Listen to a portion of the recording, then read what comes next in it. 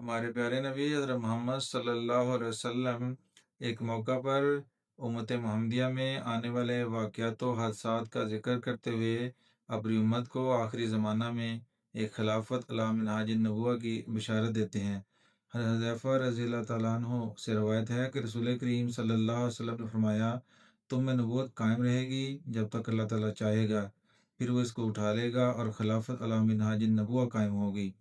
پھر جب اللہ تعالیٰ چاہے گا تو اس نعمت کو بھی اٹھا لے گا اور اس کے بعد ظالم بادشاہت قائم ہوگی۔ پھر اس کے بعد ایک اور دور آئے گا جب اس سے بھی بڑھ کر ظالم اور جابر بادشاہت قائم ہوگی۔ پھر اللہ تعالیٰ کی رحمت جوش میں آئے گی اور اس ظلم و ستم کے دور کو ختم کر دے گی اور دوبارہ خلافت علی منہاج النبوہ قائم ہوگی۔ پھر حضور صلی اللہ علیہ وسلم خاموش ہو گئے۔